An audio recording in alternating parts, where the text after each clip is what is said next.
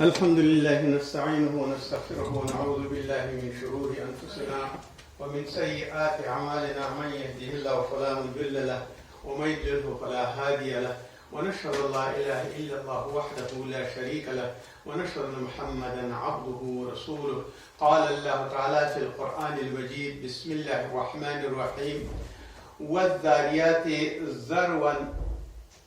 فالحاملات وقرا فالجاريات يسرا فالمقسمات أمرا إنما توعدون لصادق وإن الدين لواقع والسماء ذات الحبك. سورة ذاريات داو آياتنا دي. الله جل جلاله په دې باندې قسم خورلې: الحمد لله رب العالمين والعاقبة للمتقين والصلاة والسلام على خير خلقه محمد وآله وأصحابه أجمعين برحمتك يا أرحم الراحمين. والذاريات الله وی قسم دی په الوتونکو او خریدونکو هواګانو او غازونو او بادونو باندې. فالحاملات وقرا بیا په پورته کوونکو بوج، پورته کوونکو یعنی بوج او کوم درون بار چې پورته کوي په هغې باندې قسم دی. فالجاریات یسرا بیا په تلونکو باندې په نرمۍ سره چې ځي په هغې باندې قسم دی. فالمقسمات امرا بیا په هغه تقسیم کوونکو باندې، څوک چې تقسیم کوي او حکم چلی د الله جل جلاله په هغې باندې قسم دی. دا څلور قسمونه الله جل جلاله خوري. او الله جل جلاله موږ تاسو هم قسمونه کوو، خو موږ ویلو چې الله جل جلاله په ټول مخلوق باندې قسم خوري او د مخلوق باندې هر شي باندې قسم خوړلی دی. نن دغه کوم صورت چې ما ولوسته دې باندې څلور ځلې الله جل جلاله په بادونو قسم خوړلی دی، په پورته کوونکو او بوج وړونکو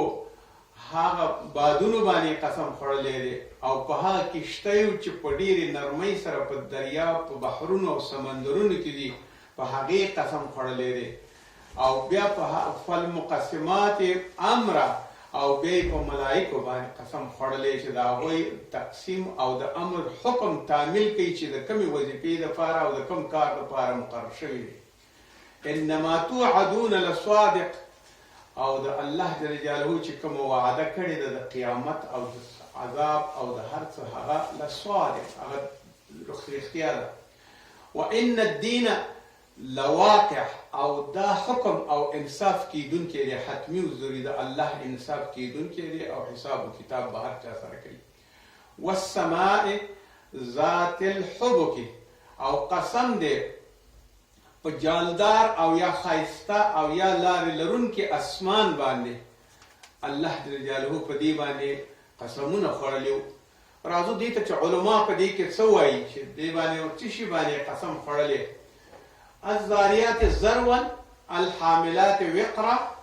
الجاريات يسرا المقسمات امرا. په یو مرفوع حدیث شریف کې دي چې د رسول الله صلی الله علیه وسلم نه روایت شوی دی، اگر چې ابن کثیر ورته ضعیف ویلی دی، چې دا قول د عمر رضی الله عنه دی او د علي مرتضی رضی الله عنهما دی. دا دواړو دې باندې موقوفا د دې څلور څیزونو باندې معنا کړي دي. دا څلور شیان دې دواړو اصحابو رضی الله عنهما دا معنا کړي دي. دغه کوم چې په دې صورت کې کوم یو ټکي دي او کوم شي باندې چې الله قسم خوړلی، دا څلور څیزونه یا څلور شیان دي. د دې د قسم دپاره او مطلب خپل د دې نه دا ښودلی دی چې فرمایي چې الذاریات نه مراد هواګانې دي، یعنی بادونه، ریح او طوفانونه کوم یو چې پورته کېږي او ځي، د هغې اثرونه بیل بیل دي او بیل بیل پیدایښت او د هر شي نه بیل بیل پیدا کېږي. د دې هواګانو او کوم یو چې هغه بادونه دي چې ډېر سخت لګېږي او د خاورو او دوړو او ګردونو سره وي، یعنی سیلیم ورته ویلی کېږي، دومره تیز وي، بروبړکۍ ورته ویلی کېږي. دغه ټول تیز بادونو د دوړو والا وي. دا ذاریات او دغه بادونه دي. حاملات وقرا د دې لفظي معنا بوج پورته کوونکی یا درون یو شی پورته کوونکی، ثقیل وزن پورته کوونکی ته هغې ته حاملات وایي. وقرا دا بوج او یا درون بار پورته کوونکی د دې نه مراد وریځې دي. وریځې چې کله اوبه په ځان کې ضایع کړي او ذخیره کړي نو دا ډېرې درنې شي او بیا پورته کېږي. د دې واورو د دې سره چې دی د اوبو نه ډکې وي خو بیا هم پورته کېږي. او دا د دومره درون ثقیل او بوج پورته کوي چې دا د هیڅ شي د طاقت نه، د هر شي د طاقت نه ډېر اوچت دی. خو دا وریځو ته الله جل جلاله چې قسم یې پرې خوړلی د دې طاقت ورکړی او دا یوه معجزه ده چې باید ټول خلک په دې باندې پوه شي چې وریځې دا اوبه څنګه نقلوي یو ځای ته او بل ځای ته بیا باران کېږي. او بیا فرمایي جاریات یسرا نه مراد هغه کشتۍ دي یا هغه لوی لوی بحري جهازونه دي کوم چې د اوبو باندې په اسانۍ سره چلیږي، یعنی هېڅ تکلیف نه ورته پیدا کېږي، که دا په ښکته ځي که په پورته باندې ځي. ځینې د باد په ذریعه باندې ځي او ځینې د ماشین په ذریعه باندې ځي او ځینې د خپو په ذریعه باندې ځي او ځینې د ځینې رمبو وهلو یا د بیل وهلو او د لرګو په واسطه باندې چلیږي. نو الله جل جلاله په دې هم قسم خوړلی چې قسم دې زما په هغه کشتیو باندې وي چې په اسانۍ سره چلیږي. او بیا فرمایي مقسمات امره. مقسمات نه مراد د الله جل جلاله هغه فرشتې دي کومې چې د الله تعالی د طرف نه په عام مخلوقاتو باندې مقرر دي. هغه څه دپاره مقرر دي؟ رزق دا ملائکې تقسیموي، باران وړي او راوړي ملائکې کنټرول کوي او یو ځای نه بل ځای ته د اوبو ویش دوی کوي او د تکلیف او د راحت ټول مختلف شیان دوی کوي. رزق دوی وړي او راوړي، اعمال دوی پورته کوي او ټیټوي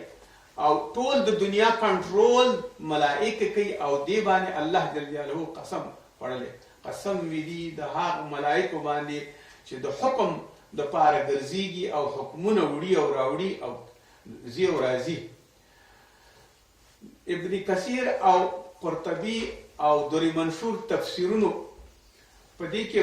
روایتونه ډېر راوړي، مرفوع او موقوف روایتونه. موقوف حدیث دې ته ویلی کېږي چې صحابي پورې رسېدلی وي او مرفوع حدیث دې ته ویلی کېږي چې د رسول الله صلی الله علیه وسلم پسې رسېدلی. قال رسول الله صلی الله علیه وسلم هغې ته رسېدلی او یا داسې وي چې د عمر رضی الله عنه نه یا د علي رضی الله عنه نه یا ابوبکر صدیق روایت کې هغې ته قال ابوبکر صدیق رضی الله عنه. دا موقوف حدیث وي چې صحابه پورې نښتې وي. اوس دلته د دې شیانو چې الله په دې څلور شیانو قسم خوري، والسماء ورپسې ذات الحبک انکم لفی قول مختلف. الله په دې قسم وښوده او په دې بادونو باندې قسم وخوړ. دا د الزاریات دغه بادونه چې کوم یو چلیږي په یوه غزوه کې رسول صلی الله علیه وسلم صحابه کرامو ته وویل چې د شپې مه وځئ چې بادونه به مو ویسي او باد به مو اوچت کړي. د رسول صلی الله علیه وسلم خبره ټولو ومنله مګر یو صحابي بهر ته وتلی او د خپل ځای نه هغې باد اغوستی او یو بل ځای کې یې غورځولی و، یعنې دومره تیز وي. او ځینې ځایونو کې دا زاریات دوړي او بادونه چې راځي، دا طوفانونه چې راځي، دا ډېر زیات شی نه ځان سره اوچتوي. او بل دغه دوړي او دغه بادونه چې پیدا کېږي دا د الله په قدرت باندې د بحرونو د موجونو نه هم پیدا کېږي. کله چې څپې او یا موجونه د بحر ځي او راځي د دې نه بړاسونه پیدا کېږي، د دې نه ګازونه پیدا کېږي، بیا د دې ګازونه او بیا د دې نه وریځې پیدا کېږي او بیا دا وریځې بیا ګرځي په دې ټول جهان کې په هر ځای کې ګرځېږي. خو دا وریځې مفتې نه پیدا کېږي.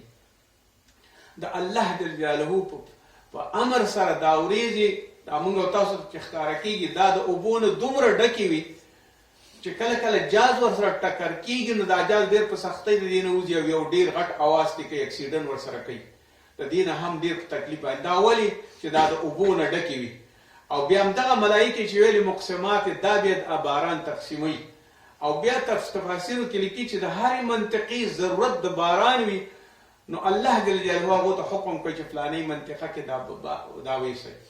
همدغه بادونه دي چې پخوا سویه او سطحه همدا وه، چې کشتۍ بادبانونه به ترې جوړېدل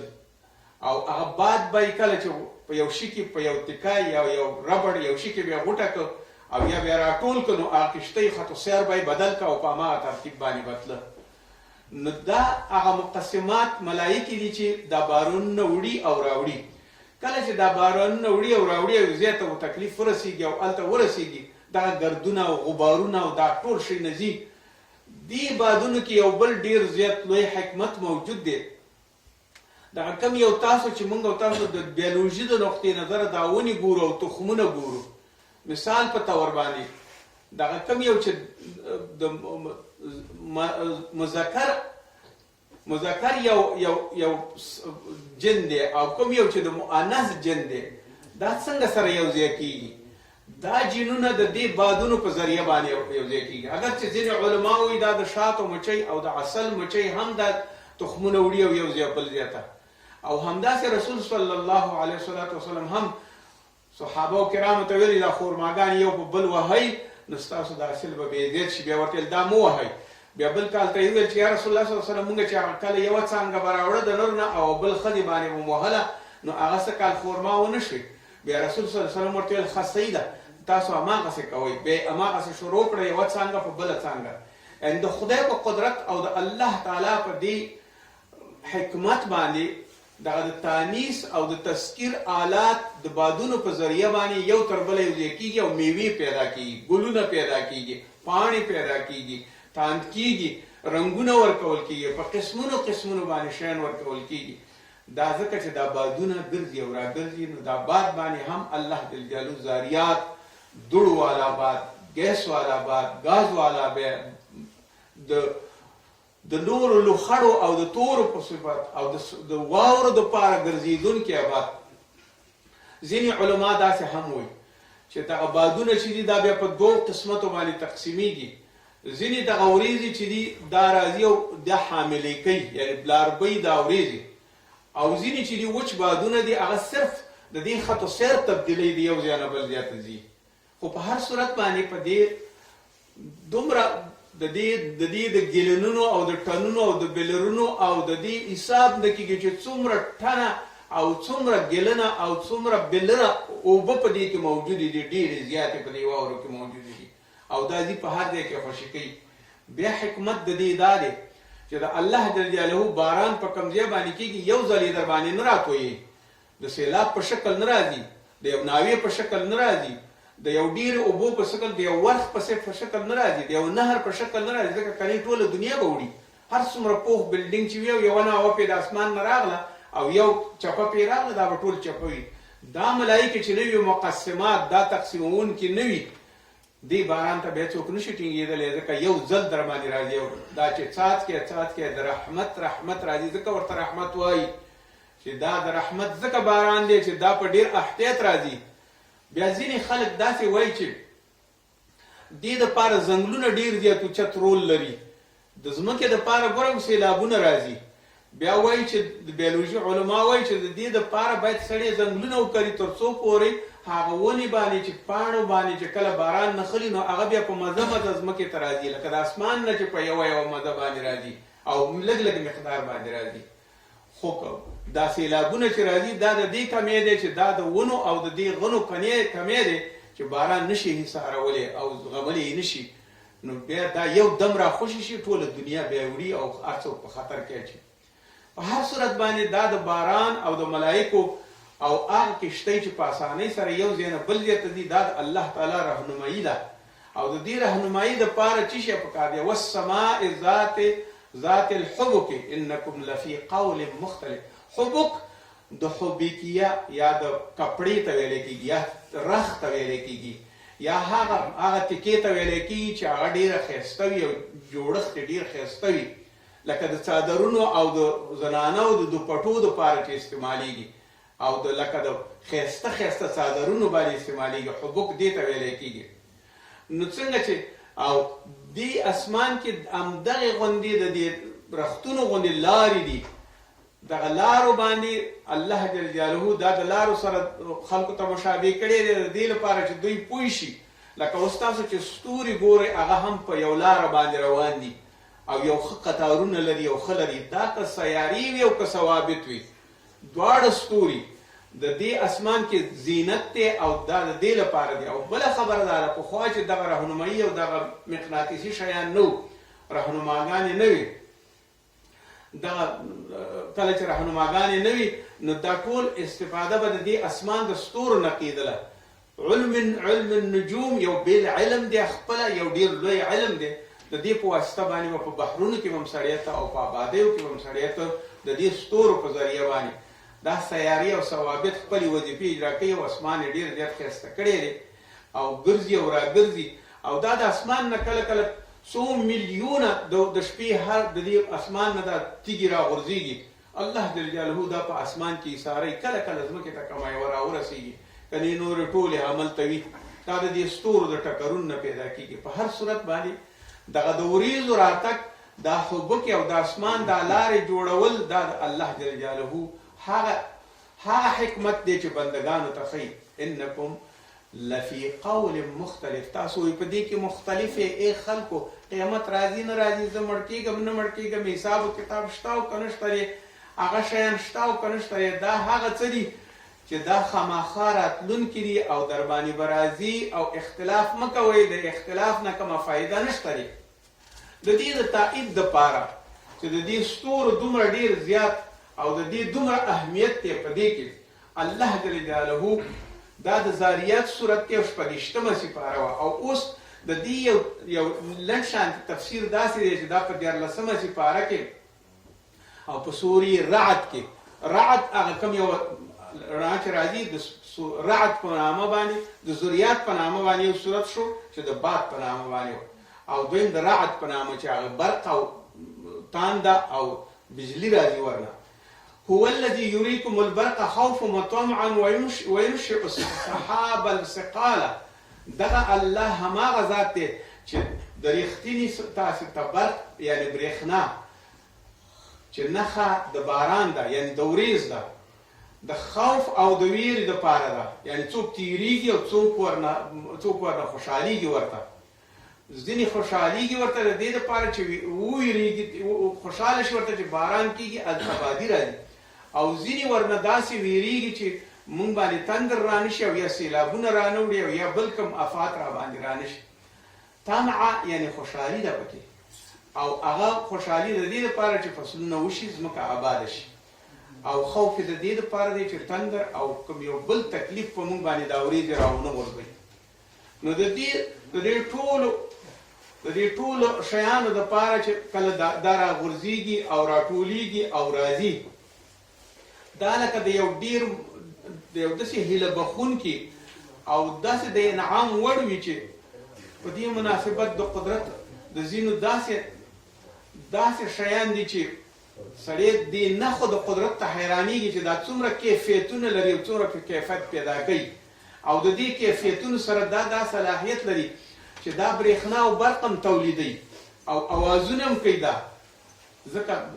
دا وریځې ډېرې درنې وي او حاملې وي او درنې وي، نو دا ټول شیان پیدا کوي او هیلهمندي د دې نه کېږي چې الله جل جلاله بارانونه وکړي، ځمکې آبادې شي، فصلونه ډېر شي، هر شی په خپل امان کې شي، اوبه ډېرې شي.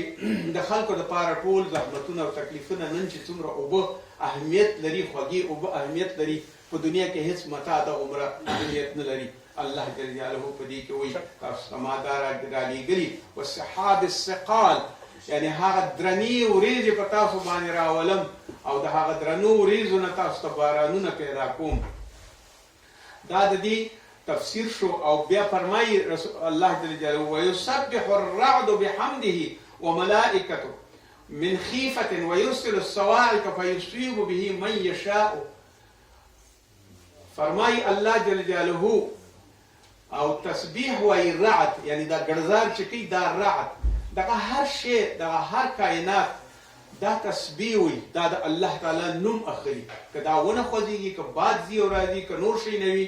خو موږ تاسو د هغې په تسبیح نه پوهېږو. الله جل جلاله په قرآن عظیم الشان کې وان من شیء الا یسبح بحمده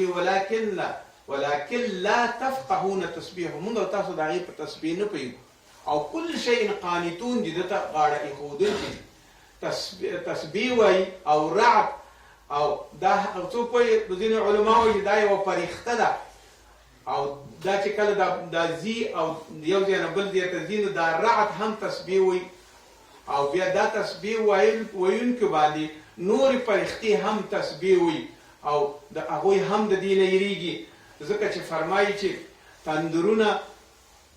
ونه غورځېږي او تندر دومره سخت شی دی چې هغه بیا په هېڅ شي باندې اړ نه وي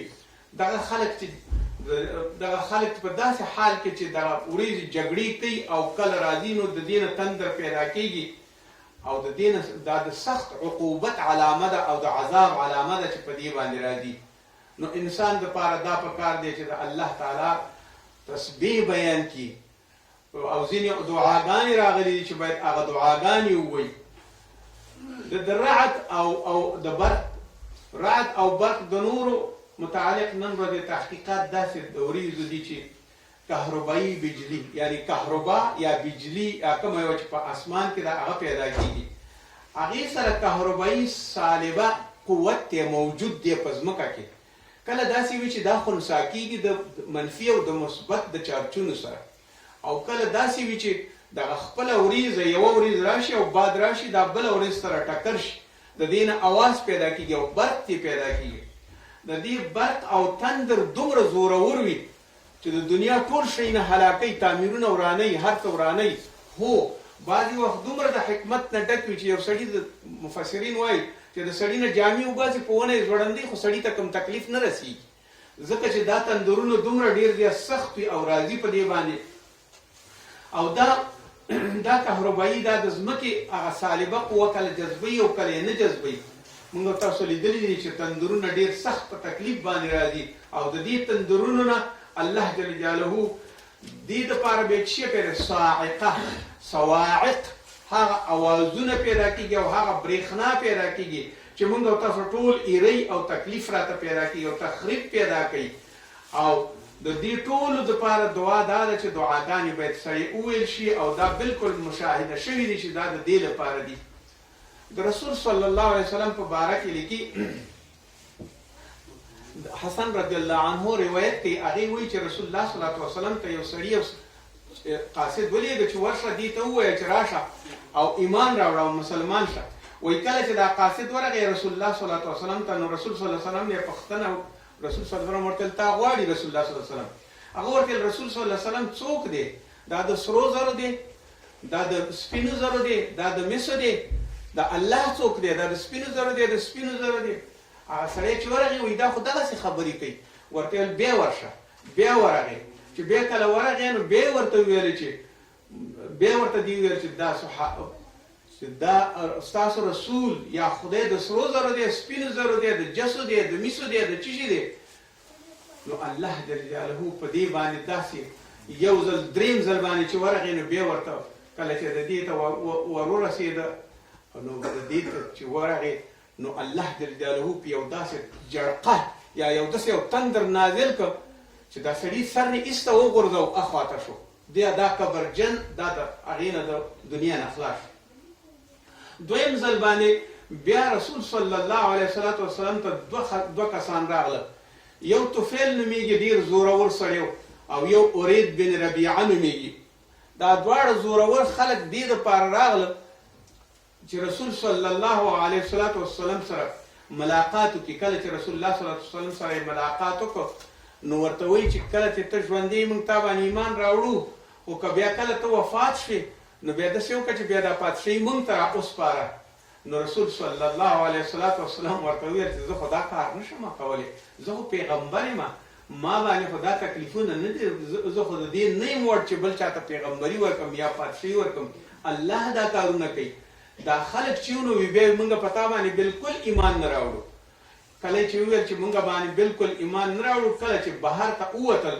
نو یوه جټکه تندر راغی او دا طفیل یې بالکل وسېزه ایری کړ د منځه یې ویوړ او دا بل دا کوم یو چې عامر و بل ملګری و هغه داسې یو قسم ته پمن شو او سپین شو او برک شو چې حیرانتیا خبره و بیا د هماغې نه مړم شو نو دا صواعقې دا استعمال کړي دي الله جل جلاله کله کله راځي او د صواعقې دا داسې نصیب د چاوي چې هغه ناراضه وي د الله نه، نو باید دعا وویل. ځینې علما دا وایي چې دا دعا وایي اللهم لا تهلكنا بعذابك ولا تقتلنا بغضبك وعافنا قبل الموت. او یا دا تسبیحات سبحان الله سبحان الله د تندر په وخت کې ووایي چې الله جل جلاله عذابونه پې آسان کړي، تر څو پورې صاعقه او زاریات او رعد او برق دته تکلیف او زحمت ونه رسوي. الله جل جلاله دې موږ او تاسو د الله تعالی پرښتي بندگان کی او الله پاک دې په موږ باندې رحم و کرم وکړي تر څو پورې وکولی شو چې د الله جل جلاله ټول احکام او ټول هغه څه چې الله ویلي دي د هر څه په باره کې او په څه شي قسمونه خوړلي هغه ډېر مهم شیان دي. الله دې موږ ته د عمل توفیق راکړي. ربنا آتنا فی الدنیا حسنه وفي الآخرة حسنه وقنا عذاب النار وصلى الله تعالى